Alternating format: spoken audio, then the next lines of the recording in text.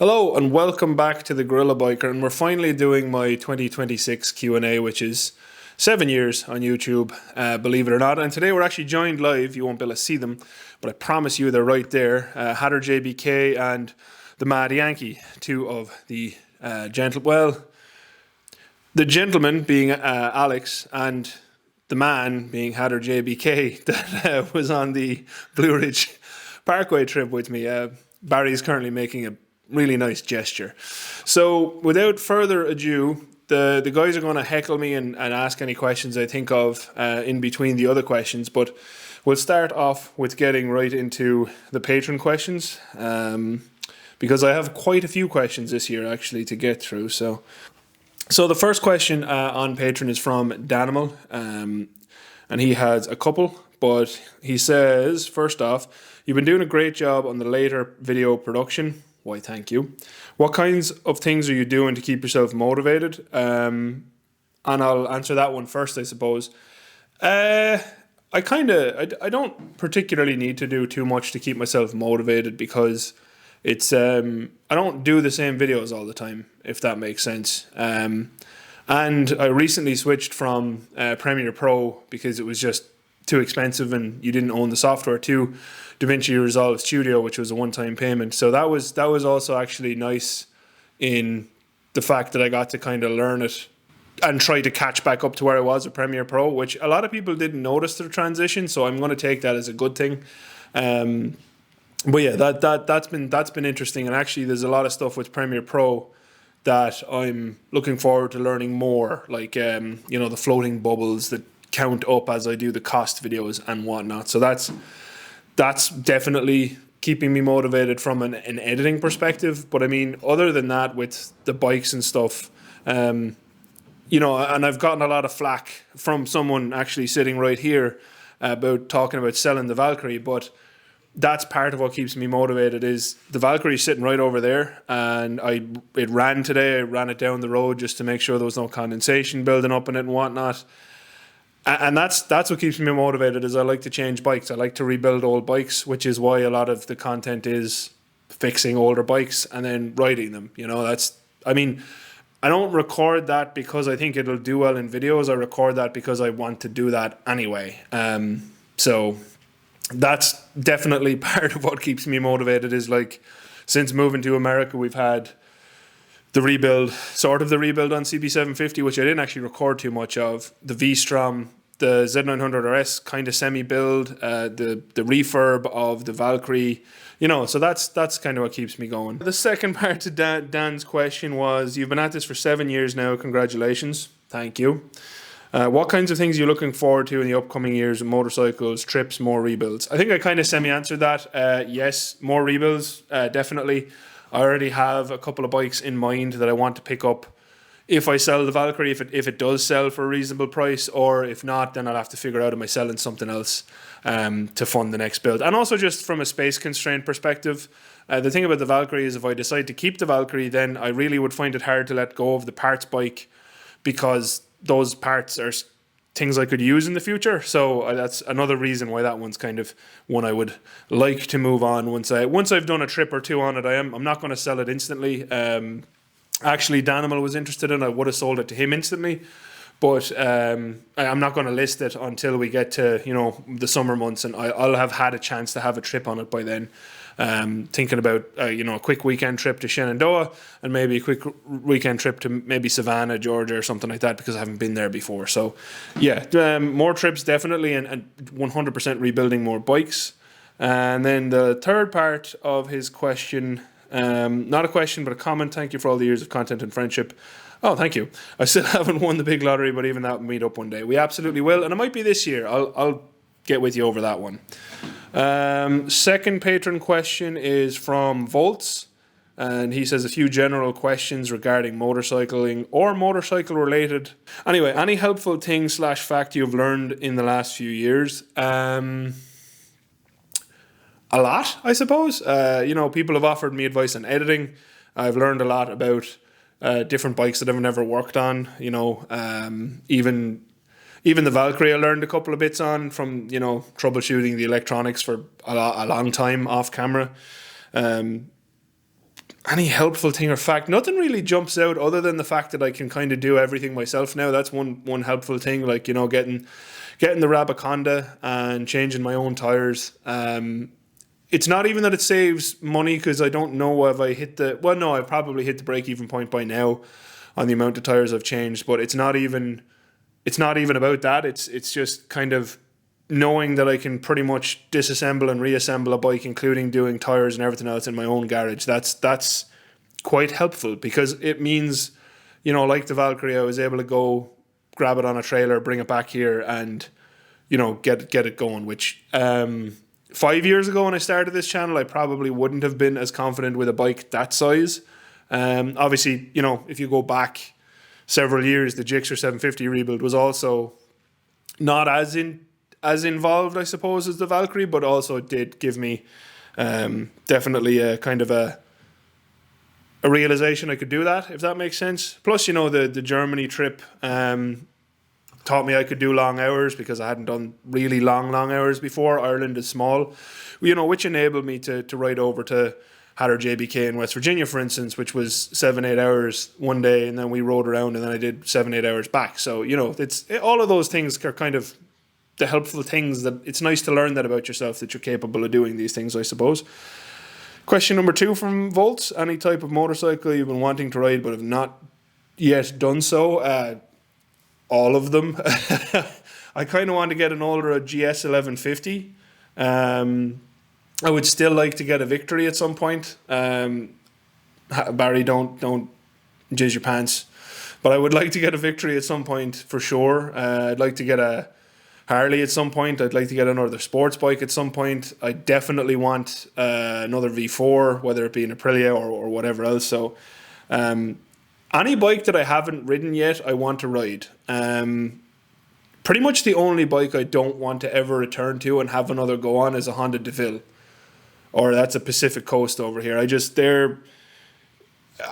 don't know how you package that much boredom into one motorcycle. And I know some people absolutely love them, but I'm sorry, anyone who loves those bikes. I don't like them. I apologize. I really do. But yeah, no, that's the only bike I've ever ridden that I don't want to ride again. And it's pretty much the only bike that I'd look at and don't want to ride again, full stop, whether I've ridden it or not. So in general terms, how has YouTube changed since you started your channel? Oh, that's a good question, Volts. It's changed a lot. Yeah. I may have to censor that, but he's correct. He said it has gone to shit. But he's right. Even in since the advent of shorts, and you know, all the AI stuff and whatnot, like, I don't really get how. Yeah, you don't get a push anymore, and you don't get what are the impressions? Like, if I look at my impressions, which is basically how many times YouTube has shown a thumbnail to someone. Even among my subscribers, like, that number is so far down. I get comments all the time from people saying, like, "Oh, I didn't realize you're still releasing videos." It's changed a lot, you know. Back in the early days of me releasing videos, and thank God for your Patreon notification. Yeah, Patreon is better than YouTube. There you go. That's not you shouldn't join my Patreon. Please don't. But yeah, you know, if you look at even look at that from when I started perspective, and a lot of people who were releasing videos before I started in 2019 would say YouTube was already gone down the Swanee River, and I think it's only gotten worse. Previously, you know, you'd be shown your interests, including me. Like, I use YouTube a lot. I don't just make videos, I watch YouTube a lot. And it seems to have gotten slightly better in the last month or two, that I'm actually been shown bike videos again. But it seems to be that just YouTube was pushing like finance bro videos and stuff, which I have zero interest in, and I don't click on because I find them intensely boring. And that's not a slight on anyone who enjoys that content. It's just not for me. And it's strange to me that the algorithm pushes that stuff to someone who's never clicked on it. You know, I'll actively say don't recommend channel, not interested or whatever. So I think you know, a couple of years ago the Honda Valkyrie rebuild playlist would have done really well. And it's a good thing I don't make videos because they'll theoretically do well. I just make them because I like rebuilding bikes. But yeah, I think it's gotten worse, and it's definitely harder to work with from like a smaller creator perspective, who's in more of a kind of a niche, if that makes sense, like a less popular niche. Like in the grand scheme of things, motorcycles aren't that popular compared to a lot of other things. So it makes it harder to succeed if that was what someone was in it for. Luckily, I don't care. So, you know, I just make videos because I enjoy making them. The next patron question is actually from my good man here, Mr. Hatter JBK. And he asked a good question, which is, what is your favorite outro crew question in 2025? And why? The favourite one was probably the one where you did a old switcheroo on me, to be honest. Turned it back on me because I got a good laugh out of that. But in general, any question that I get asked from someone I'm riding with, I much prefer them just because I'm actually riding with someone. Obviously, a lot of my videos, just by their nature, I end up riding alone because generally people don't want to ride with someone who's just recording a video, which is entirely fair, you know what I mean? Which is why also my trip videos, I often do a lot of voiceover stuff, because I want to actually talk to my friends and not actively be recording a video over talking to my friends. So yeah, the ones where I actually get someone who's involved in the video, actively participating, and then, you know, ask the question at the end, those are by far and away my favorite questions. And I think that also covers the why, if that, you know, because I'm riding with people. Is that acceptable, Barry? Huh? I suppose we'll let it slide. As I edit this video, I realize I'm exceedingly slow sometimes. So I did actually forget to add in the YouTube questions, which... Couple of Happy New Years. Happy New Year to everyone. I know this is delayed. Some health things and whatnot that delayed me doing this video, but I'm all good now. So from Viper6 Motovlogger, Viper6 has been watching my channel and me watching his for quite a long time now. His question is, what is the worst bike you have ever owned and why? That I've owned? I don't think there's a worst bike I've owned, to be honest, because they all kind of did different things, and I knew that they were different bikes, if that makes sense. I think I don't know. I think the one that I didn't click with the most might have been the CB750, just because I wasn't making it to fit me, because I knew Toaster was going to ride it. But at the same time, I think that's really unfair, because I think, you know, if I'd put a different seat and stuff on the CB750, I think it would have been a fantastic bike. The lighting in here. So yeah, I think probably the one I clicked least with is the CB, but that doesn't mean it's the worst bike I've ever owned. It's just the one I clicked least with. But that's the only way I can fairly answer that question, because I've liked all the bikes I've owned, and none of them were bad. They were all good. Bandaman UK, also great channel. Shout out to the both of you. Could a Honda CB 1000 GT be in your garage in the future? Happy New Year. Happy New Year. I would like there to be one in my garage at some point. I'm genuinely excited about that bike. You know, I made a video if you want to watch that. But it really depends on where I end up living over the next few years. Obviously, there are challenges to where I currently live. One of those, I'm not going to say chief among those, but one of those being either, you know, I don't want to stay on a visa forever, and green cards are difficult to get. So who knows? Depending on where I live, I would like to at least try one. Mr. Marr, would you ever come home to Ireland, and why/why not? Happy New Year from Tipperary. Happy New Year from North Carolina, where it's actually currently cold. Would I ever come home? Yeah. I mean, not right now for a multitude of reasons. I was really hoping that something would happen, you know, that would fix kind of the whole housing thing, or they'd just build more houses and things that, you know, become more reasonable.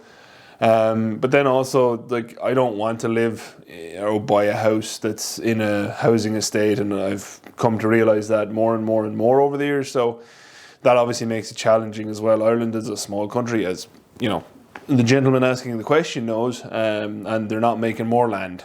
So you know, having your own space is becoming harder to do. So at the same time, you know, the things I prioritize in life are being able to live somewhere that I enjoy living, preferably with better weather than Ireland. But at the same time, you know, you have to balance the quality of life. So like, I don't want to work 60, 70 hours a week ever again. And I currently don't. I currently am pretty good with my actual working hours per week. So that's a big part of it as well. So I mean, yes, I would move home, provided that the kind of situation I was moving back to was right, if that makes sense. Obviously, all my friends, not all my friends, a lot of my friends, the bulk of my friends are at home in Ireland, and you know, again, the bulk of my family. Some family members live in America, some family members live in Australia and whatnot. So, you know, but yes, I would move home. This is from Chewie. Everyone, go give a subscribe to Chewie, and follow him on Instagram as well, Chewie Pics, because he is a wonderful human being. Here's a question: if a person was born deaf, what language do they think in? And like, I know that was probably intended as a joke question, but I don't know. And if anyone's watching this with like closed captions or whatever on, what language do you think in, or like how? That's a really interesting question. And as someone who has been hard of hearing my entire life, for various reasons, that's very interesting. That's very interesting. And by the way, yeah, if you ever talk to me and I seem like I'm ignoring you, I'm not ignoring you. I'm just deaf, especially in my right ear. And then his other question: can you explain the four-way stop sign system in the USA, please? Viper 6 actually replied to that as well and said the largest and loudest vehicle has priority, which is a joke, and he did say it was a joke. So it's basically whoever gets there first has right away, and if two cars arrive at the same time, the car on the right, so if that car is on my right, they get priority. Honestly, I only did my full driving test and full motorcycle test fairly recently in the US, and most people do not seem to know that rule, even though it's written in their own books, in North Carolina at least. I'm sure it's different across various states, which might be part of the confusion because people move around here a lot. But yeah, generally it's whoever gets there and actually stops first gets to go first. And sometimes that turns into an interesting challenge of, as Viper 6 said, largest and loudest vehicle trying to run you off the road, especially when you're on a bike. And then a question from Mark Fortin, a patron. Thank you, Mark. Thank you to all of my patrons. I don't think I've asked you this before, but if I have, disregard it, and I don't think you did. I keep running into videos from motorcycle channels where they comment on gearing relative to torque and imply that a bike is correctly geared if they can drive through town at 30 miles per hour in 5th or 6th gear without downshifting or lugging the engine. As someone who's driven manual transmission cars since I was a teenager and been around them all my life, that is completely confounding. This is completely confounding. I've never seen a car that can do that, and no one who drives a manual car would expect it. It's especially annoying when a 6-speed bike can put around in 30 miles per hour in top gear, but clearly would benefit from a taller gearing at highway speeds. Do you have any insights into why manufacturers gear bikes like this, and why some people think it's correct? That is an interesting one, and I don't know why manufacturers do it, and I don't know why people think it's correct, because, you know, even one of the biggest complaints on my old CBF 1000 was that everyone felt like they were hunting for another gear when they were at highway or motorway speeds, like 120 kilometers an hour at home, or what, 70 miles an hour over here, roughly. And they always said, oh, the revs sit too high, and then they'll, you know, change their rear sprocket or front sprocket to try and get those, you know, revs down. But I do also find that, you know, like, I've spoken to people when they have a bike that has longer gearing, and longer gearing, for those of you who aren't familiar with this talk, is like, you know, there's a bigger spacing between your gears, so your revs will drop more between the gearing. If you've ever ridden a Z900RS, for instance, it's actually a short ratio gear, so short gearing, except for 6th. And when you go from 5th into 6th, you really noticeably drop revs, which makes that 6th gear borderline unusable on track. So, anyway, I think the reason a lot of manufacturers make close ratio gearboxes is for a sportier feel, because it does feel sportier when you're banging through gears, and you know, you stay in your power band. I think that's why manufacturers probably do it, because it does feel sportier and more exciting. And I think that's just then something that happens because you have close ratios. Bikes have generally quite a lot of torque relative to their weight and quite a lot of power relative to their weight.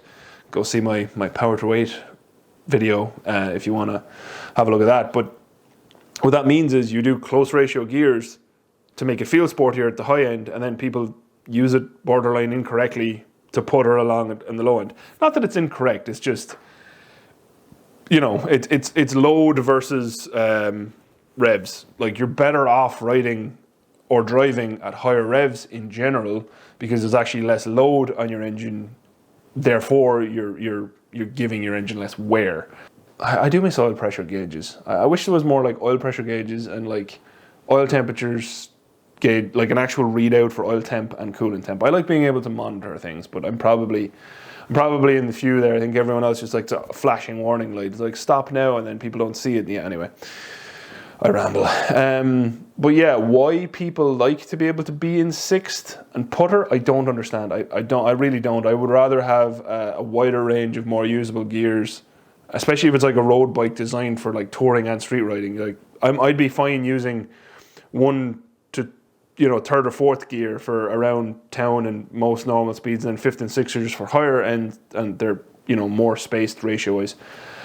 Yeah, I don't know. And there might be a design limit there. There might be something that you can only make, something, bigger or smaller than its adjacent gear. That's something. And if you have worked in, transmission design and you know the answer to that, then let us know down in the comments. That would be appreciated. And that's my little addendum to the rest of the video. I do apologize. Yeah, I literally forgot to read out the YouTube questions, which are arguably one of the more important questions from people, since YouTube is my main platform. But yeah, back to the rest of the questions. Thanks. So these are then questions from Instagram, which I didn't get any from Facebook this time, but Instagram I'll put up, once a year a story or whatever, and you can respond with a question. So I apologize if you missed that. I do my best to kind of get everyone. So Ox Sandwich, one of my track friends, said, "When will you grow up?" I'm quite tall enough. Thank you, Tom. Don't be jealous. Ox also asks, will you be moving to a 600 for track and race use? I would like to. I kind of toy with the idea of selling the Valkyrie, the Z, and the SV, and just getting something else entirely. Even like an older FZ1 or an MT10, because I've always wanted an MT10, and using that as a kind of a fun street bike plus a track bike. Whether that would be a 600 though, I don't know. I would be tempted by like a Gixxer 600 for sure, but yeah, time will tell. Time will tell. Now is not the time to be selling bikes at this time of year anyway, so we'll wait and see. But I would like to change something this year. I enjoy the SV, but I'm quite cramped on it, and it's not very fast. So, it's not very fast in a straight line. The corner's great. Also from Ox Sandwich, are you planning any endurance racing next season? Yes, we only just spoke about that. I think endurance racing is the racing that holds the most interest for me, to be honest. And I know it's taboo for a lot of people, but the like relay endurance races where you get to be on your own bike, I know a lot of like racers look down on that stuff. But for someone like me who's a lot taller and larger than the average person, setting up a bike that you can share with the average person is very difficult. And then either A, it's going to be way too stiff for them, or it's going to be really undersprung for me. Now, I'm used to riding around something being undersprung, but it does make it more difficult on track and less safe. So, like the relay endurance races, I think for me, they definitely hold the most interest, which, again, I know a lot of people hate them because they're not pure. Shove it up your ass is all I can say. Not everyone's the same shape and size. So if it upsets you that much because you were lucky enough to be born in the right parcel of a body, then good for you. But that's not everyone. So I would still like to enjoy myself racing. Again from Ox Sandwich, do you really want to hurt me? Do you really want to make me cry? Every day, bud. Every single day. The next question from Jay Sherman. Will there ever be a HD in your garage? I think we covered that slightly earlier. I would like to do a Harley at some point. It's more difficult because they're more expensive. And, you know, then I'd also have to get like a set of standard tools because Harley use a standard. But I'm very interested to learn how to actually work on a Harley and, you know, a bike with a divorced transmission and whatever else. Yes, Alex. Which Harley would you be most interested in? Weirdly enough, I really like I think it's the 99 Electric Glide first half of the year when they were carbed.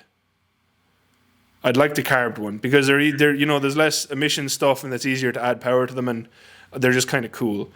How many arguments about carbs have we had on the Discord over the last couple of years? I think I might be the only person who likes them, but yeah, that's a fair question. I don't hate them. I just think it's weird that we yell about them so much. Well, I don't yell about them. I just disagree with everyone who says they suck, you know? And I'm not saying I'm right, but...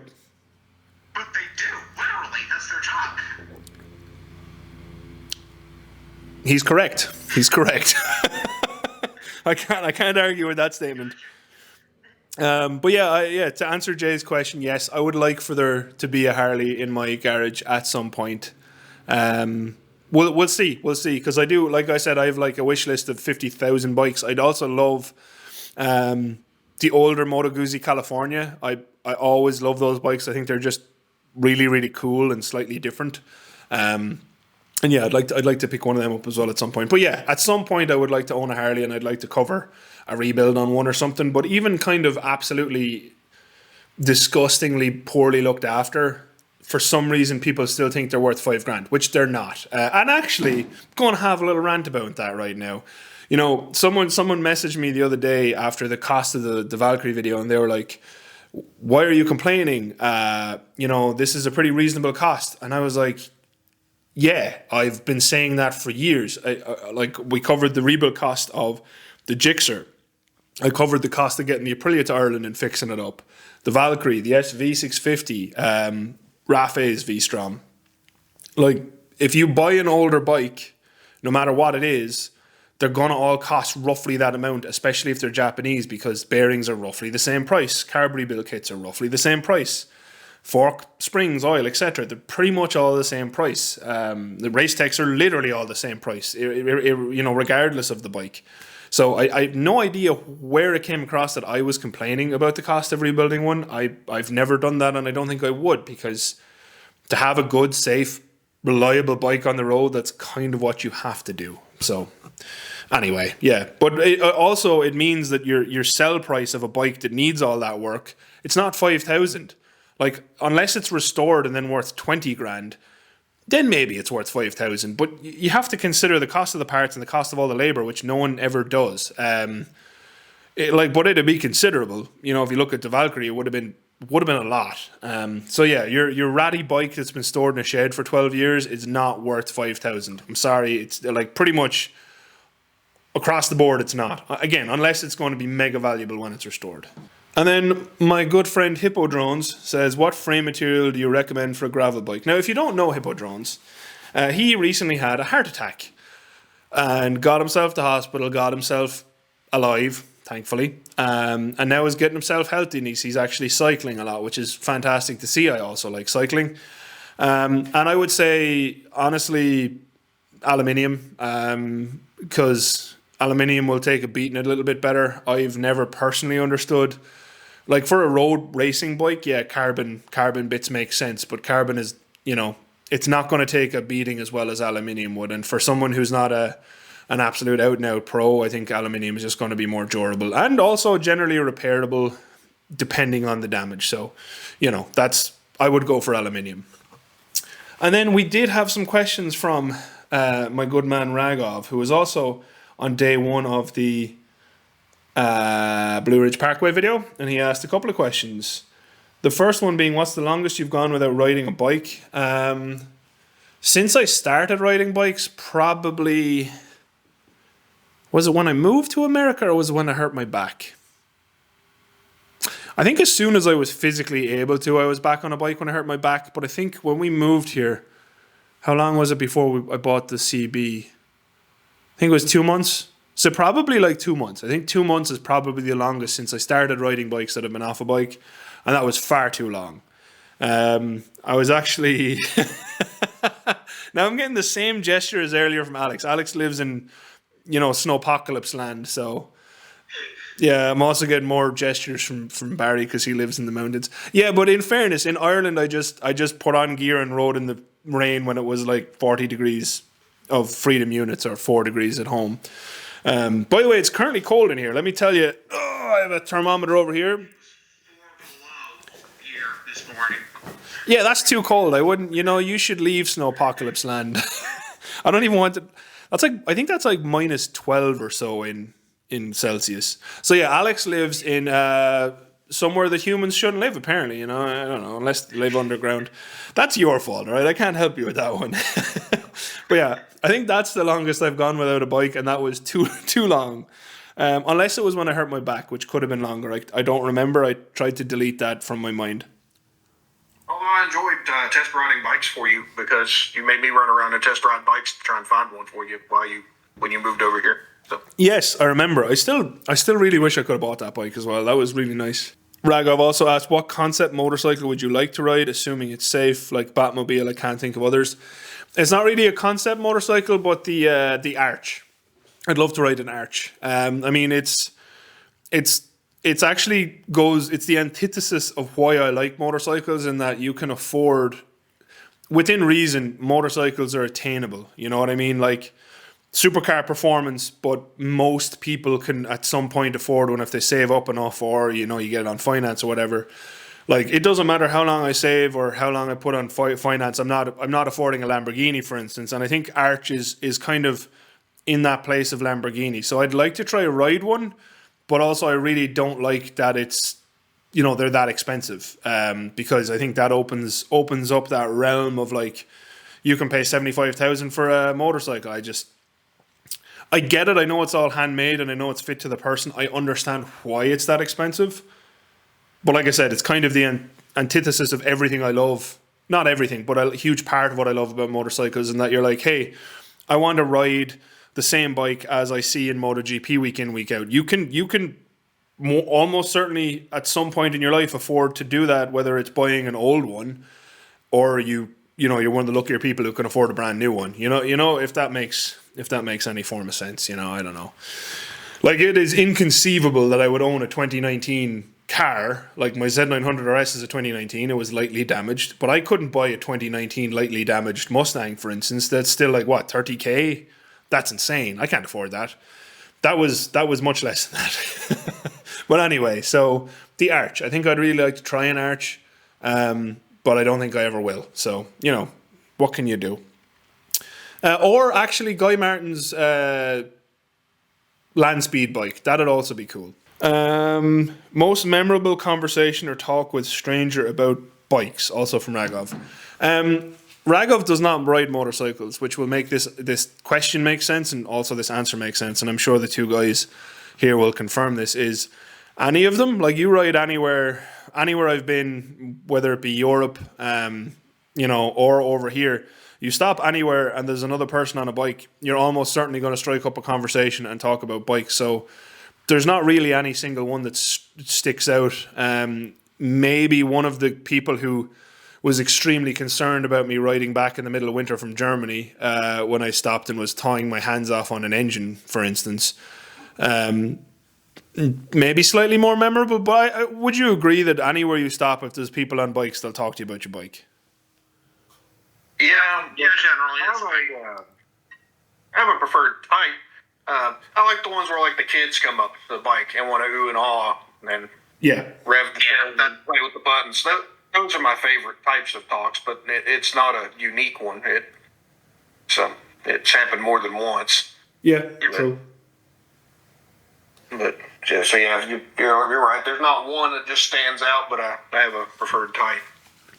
That's fair. Like when the younger ones wander up, but even when, like, children don't come up to you, but when they're, like, out a car window or whatever else and just egging you on, they want to hear the bikes. That's cool, because maybe there's another person who'll ride a motorcycle in the future, and we know we need that. This GorillaBiker OnlyFans shot there.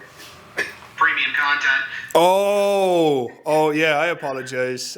Just for you watching, right? I restarted this camera, and when I stood up to restart this camera, the laptop that I'm talking to the guys on is waist level. I do have the camera turned on, so yeah, that's free OnlyFans content for you guys. So yeah, I think that's the last of the questions. Yeah, when the hell are you coming up this direction? I'm just going to show everyone that you're actually here. So, Alex asked, when am I going to come up his direction? I would like to. The biggest challenge is PTO. Pretty much every year I have to fly home for a wedding or a visa or something, and that eats up some time.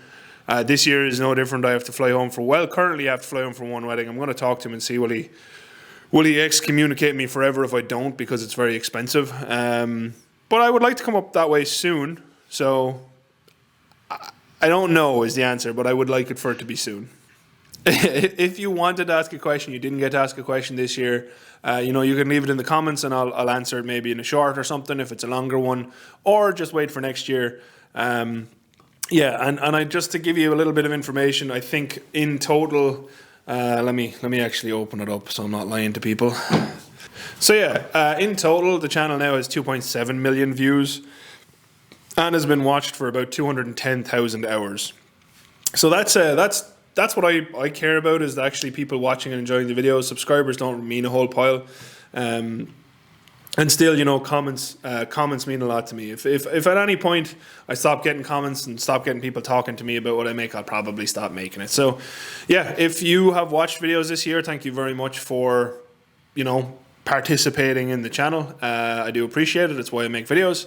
Well, not only why I make videos, but it's a huge part of why I make videos is getting to actually talk to other people about bikes and whatnot. It's how I met these two gentlemen here. And we have done a great trip, for instance, through the Blue Ridge as a trio plus two, and also I've done multiple trips with Barry at this point, so well worth even making the videos just to meet the two of them, for instance. So yeah, but yeah, if you watched, thank you very much for watching. As always, a very special thank you to my patrons, two of whom are here speaking to me. So yeah, that's nice that they joined. Thank you for joining, guys. There we go. Just got my light back on. And yeah, until next time, thanks again for watching. Adios. Outro crew. Which one of you want to ask the outro crew question? I gotta think of one. I saw Barry trying to run away. Who's asking it? Would you rather ride a PC800 or a 50cc Tao Barbie pink scooter? 50cc Tao Barbie pink scooter for me anyway. But yeah, for the outro crew, we'll leave it up to them. All right, thanks guys. Thanks outro crew.